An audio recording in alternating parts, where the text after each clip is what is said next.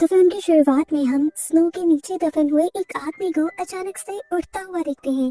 हैरत थी, वो अभी भी जिंदा था। कपड़े पहनकर तैयार होकर वो अपना चाकू लकड़ी से निकालते हुए अपने सफर पर चल पड़ता है और यहीं से सीन कट होकर हमें दो छोटे बच्चों को दिखाया जाता है। बड़े भाई का नाम जिम था और वो अपनी बहन के साथ इस बड़े से घर में अकेला ही रहता है। सारे काम वो खुद करता है। उसे देखकर लगता नहीं कि उसे सरवाइव करने के लिए किसी बड़े की जरूरत है। जिम स्टेयर्स में बैठा अपनी गन के अंदर बुलेट्स चेक कर रहा था। दूर से देखने पर लगा कि ये गन एक टॉय गन होगी, पर पास आने पर देखने को मिला कि ये एक ट्रैंकुलाइजर था जिसकी बुलेट्स दूसरे लोगों को बेहोश करने के काम आती है। इतनी देर में उसे बाहर से आवाज आती है। वो बाहर जाकर देखता है तो वहाँ पर एक आदमी आया था जो उसकी बहन से उसके पेरेंट्स के बारे में पूछ रहा था। वो आदमी जिम से भी वही सवाल करता है, पर जिम जवाब दिए बगैर अपनी बहन को लेकर घर के अंदर चला जाता है। बड़ों की तरह वो घर को अच्छी तरह से लॉक करता है, सिक्योर करता है और फिर अपनी बहन के साथ खेलने बैठ जाता है। इतनी ही देर में हम उनके घर के बाहर अजीबोगरीब इंसानों को देखते हैं जो इस घर को तोड़कर अंदर आने की कोशिश कर रहे थे, पर ये घर बुलेट प्रूफ था और वो अंदर आ नहीं सकते थे। असल में वो सब ज़ॉम्बीज़ थे और इन बच्चों को खाना चाहते थे।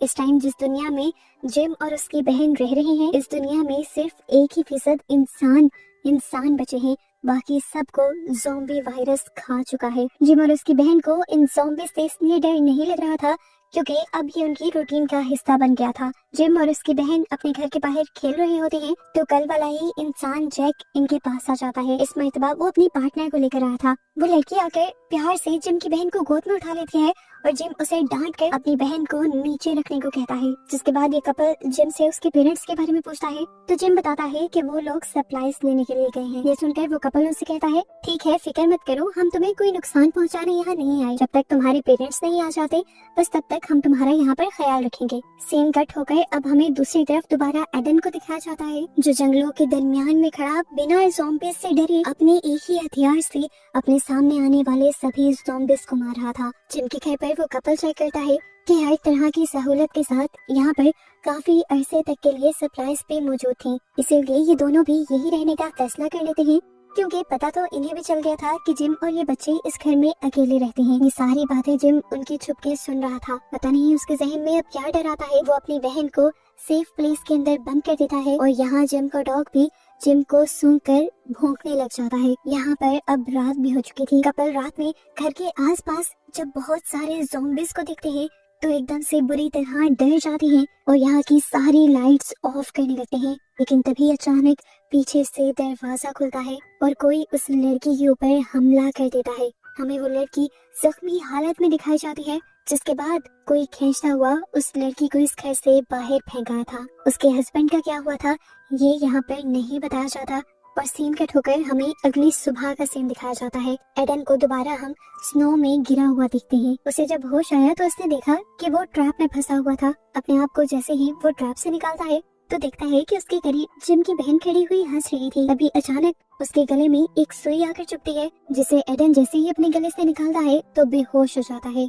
असल में जिम ने उसे अपनी ट्रैंकुलाइजर गन से बेहोश कर दिया था। कुछ देर बाद एडन को जब होश आया तो वो जिम के घर की तरफ गया जहाँ पर दोबारा जिम अपनी गन हाथ में लिए खड़ा था। जिम उस आदमी से उसका मकसद पूछता है तो ये आदमी उसे बताता है कि मैं एक सोल्जर हूँ और अपनी वाइफ को ढूंढने के लिए नॉर्थ की तरफ जा रहा हूँ। ये सुनकर जिम काफी हैरान होता है क्योंकि आज से पहले जितने भी लोग यहाँ पर आए थे वो खाने या मेडिसिन की तलाश में ही आए थे। एडन पहला वो इंसान था जो अपनी वाइफ को ढूंढना चाह रहा था। जिम को पता नहीं क्यों उससे अट्रैक्शन फील हुई और वो उसे अपने घर ले आया। घर लाकर जिम उससे एक डील करता है, हमारे घर की पावर खत्म हो चुकी है, अगर तुम ट्रेडमिल चला कर यहाँ की सारी बैटरीज चार्ज कर दोगे तो मैं तुम्हें मेडिसिन, खाना और रहने की जगह दूंगा। जिन उसकी बात मानते हुए उसके घर आ जाता है और अब उससे सवाल करता है कि तुम्हारे पेरेंट्स कहाँ हैं। पहली मर्तबा जिम उसके साथ झूठ नहीं बोलता। वो बताता है कि मेरे डैड साइंटिस्ट हैं और काफी अरसे से घर नहीं लौटे और मेरी मॉम एक सिक्योरिटी एजेंसी में काम करती है और आजकल वो भी अपने मिशन पर हैं। इनकी इन्हीं बातों के दौरान एडन नोटिस करता है कि इनके घर के बाहर एक ज़ॉम्बी था। एडन जल्दी से घर के बाहर जाता है और एक बड़ा सा ब्लॉक उठाकर उस ज़ॉम्बी के सर पे मारते हुए उसका सर क्रैश कर देता है। जिम ने तो ये सब कुछ अपनी आंखों से देख लिया था, लेकिन उसने अपनी बहन की आंखों पर हाथ रख लिया था। एडन जब घर वापस आया तो जिम ने कहा, तुमने उस ज़ॉम्बी को क्यों मारा? हालांकि ये घर बुलेट प्रूफ है, वो ज़ॉम्बीज़ इस घर के अंदर नहीं आ सकते। ये सुनकर एडन और भी ज्यादा हैरान हो जाता है कि आखिर उन्होंने इस घर में और कौन कौन सी फैसिलिटी रखी हुई थी। खैर इस टाइम एडन को अपना काम पूरा करना था और जल्द से जल्द यहाँ से जाना था। वो दिन रात बिना ब्रेक लिए उस ट्रेडमिल पर भागता रहता है ताकि इन लोगों की बैटरीज चार्ज हो सके, और ऐसे थक कर वो यहाँ तक के गिर भी जाता है। जिम की बहन उसे पानी देती है, खाना खिलाती है और फिर अपनी ही पिंस देते हुए उसे बाल बांधने को कहती है। फ्रेश होने के बाद एडन इन लोगों को खाना देता है और जब ये लोग बाहर जाते हैं तो देखते हैं कि आज उनके ट्रैप में एक ज़ॉम्बी फंस गया था, जिसे जिम अपनी गन से मार देता है।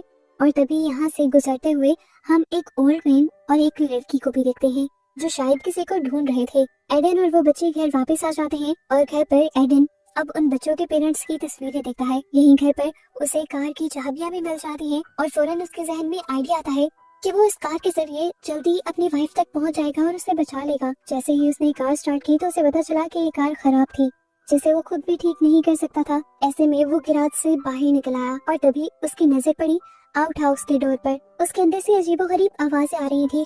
इससे पहले कि एडन उसे चेक कर लेता, जिम उसे आकर यहाँ पर रोक देता है। ये सब लोग घर वापस आ जाते हैं, खाना शाना खाकर सोने की तैयारी कर लेते हैं और हम देखते हैं कि सोने से पहले जिम ने अपने आप को हथकड़ी से बांध लिया था। सुबह जैसे ही एडन उठा तो उसने देखा कि जिम अपने बिस्तर पर ही नहीं था। घबरा कर एडन बाहर गया तो पता चला कि जिम अपने घर के आसपास के ट्रैप्स ठीक कर रहा था, जिनके अंदर ज़ॉम्बीज़ फंस जाया करते थे। जिम को यहाँ मसरूफ देखते हुए एडन चुपके से आउट हाउस के कमरे के पास चला जाता है, क्योंकि वो देखना चाहता था अंदर है क्या।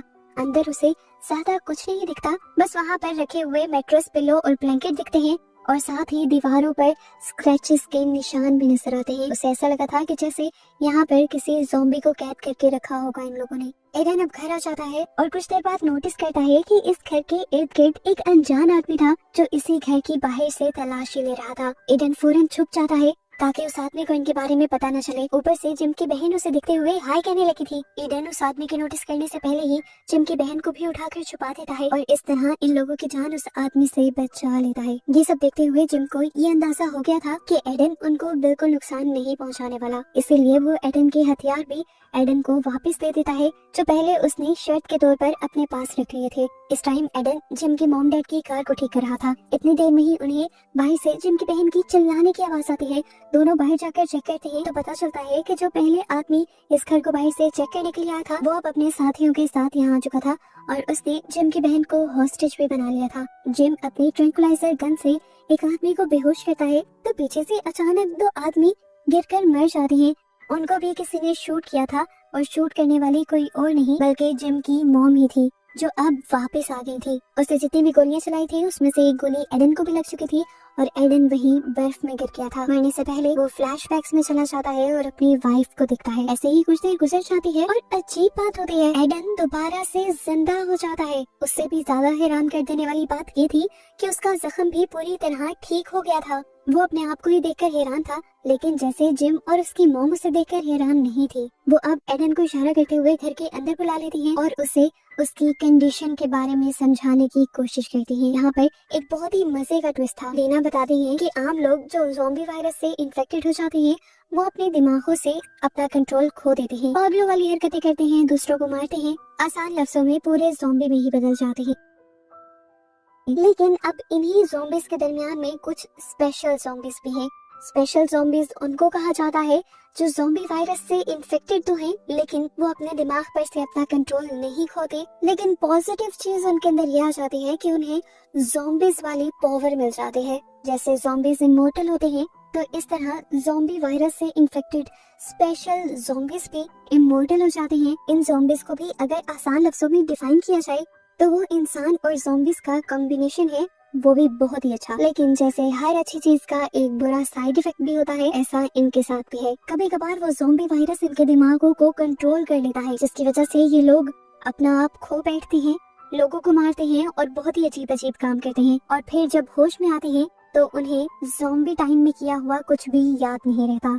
ये सारी बातें सुनकर वो समझ गया था कि वो भी एक स्पेशल ज़ॉम्बी है, क्योंकि मूवी के स्टार्ट में भी हमने उसे मरकर जिंदा होते हुए देखा था। और अब भी यहाँ पर लीना एक और शॉकिंग बात एडन को ये बताती है कि उसका बेटा भी एक स्पेशल ज़ॉम्बी था। ये बताते ही सीन्स फ्लैशबैक में जाते हैं और हमें पता चलता है कि मूवी के स्टार्ट में इस घर में कपल को जिसने मारा था वो कोई और नहीं बल्कि जिम ही था। उस दिन डॉग जब उसे सूंघ रहा था तब उसे पता चल गया था कि वो ज़ॉम्बी में बदलने वाला है, इसीलिए ज़ॉम्बी में बदलने से पहले ही उसने अपनी बहन को सेफ रूम में लॉक कर दिया ताकि वो अपनी बहन को नुकसान न पहुंचाए। जिसके बाद उसने उस कपल को मार दिया और इसी वजह से जिम हर रात को सोने से पहले अपने आप को हैंडकफ करके भी सोता है। रात हो जाती है और हम देखते हैं कि एडन को आज रात फिर अपनी वाइफ का ख्वाब आया था, जिसमें वो देखता है कि उसकी वाइफ का आधा मुंह खून से भरा हुआ है और उसके पास एक मरा हुआ बच्चा भी है। ये देखते ही उसकी जान निकल जाती है और वो रोने लग जाता है। उसकी उदासी को देखते हुए यहाँ पर लीना आती है उसे सहारा देने के लिए और इसे बताती है कि इस दुनिया में सिर्फ वही नहीं जिसे गम है।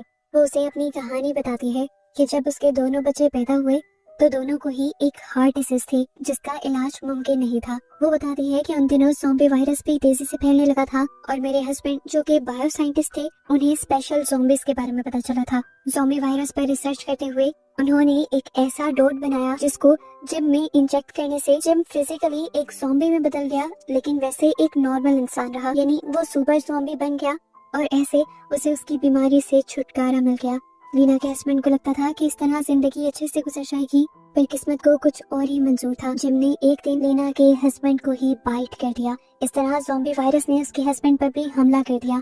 उसके हस्बैंड एक नॉर्मल ज़ॉम्बी में बदले तो इस तरह मजबूरन लीना को खुद उन्हें मारना पड़ा। कहते हुए वो रोती थी है और तभी उसे बाहर से जिम के चिल्लाने की आवाज आती है। वो इस टाइम क्रेजी मूड के अंदर जाने वाला था। लीना रोते हुए उसे अपने आउट हाउस के कमरे में बंद कर देती है और उसके बाहर बैठी रहती है। अंदर से खूब चीखने चिल्लाने गुर्राने की आवाजें आती हैं। वो दरवाजा नहीं खोलती और रोती रहती है।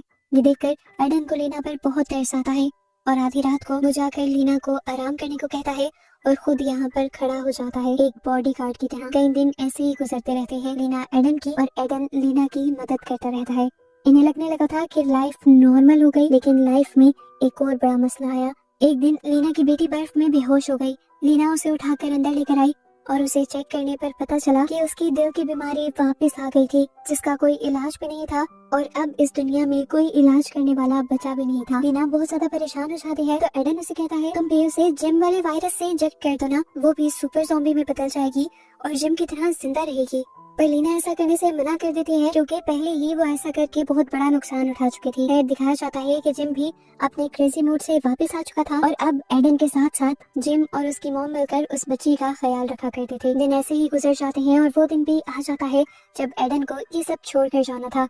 लीना और जिम उसे रोकते भी है पर एडन नहीं रुकता और यहाँ से चला जाता है। कुछ ही देर गुजरती है और यहाँ पर एक ग्रुप लीना के घर के आसपास आ जाता है। असल में ग्रुप लीडर की बेटी नहीं मिल रही थी, वो एक लड़की के साथ भाग गई थी और असल में पता चला कि ये कपल वही था जो मूवी के स्टार्ट के अंदर जिम के घर आया था। ये आदमी दरमियान में एक आध मर्तबा लीना के होते हुए लीना के घर की तलाशी कर गया था, पर उसे जब अपनी बेटी नहीं मिलती तो एक मर्तबा दोबारा वो उन्हीं रास्तों पर तलाश करने के लिए निकल जाता है और लीना के घर के पास उसे अपनी बेटी की गाड़ी दिख जाती है, जिसकी वजह से वो दोबारा भागते हुए लीना के घर की तरफ बढ़ने लगते हैं। एडन जो बाहर ही सोया हुआ था, इनकी कदमों की आवाज से उसे होश आ जाता है और जब वो नोटिस करता है कि बहुत सारे लोग जिम के घर की तरफ जा रहे हैं तो वो भी जिम और लीना को खतरे से बचाने के लिए पहुंच जाता है। अंदर जाने पर दिखाया गया कि वो आदमी लीना को टॉर्चर करते हुए उससे पूछ रहा था, बताओ कहाँ छुपाया है तुमने मेरी बेटी को। लीना कहती है मैं सच में उसके बारे में कुछ नहीं जानती, पर लीडर उसकी बात मानने से इनकार कर देता है क्योंकि उसकी बेटी की चीजें भी इस घर में थी। चुपके से वो घर के अंदर आता है तो देखता है कि जिम भी किचन में छुपा हुआ था। वो जिम से यहाँ पर आए लोगों के बारे में पूछता है और फिर अपने वेपन्स तैयार करते हुए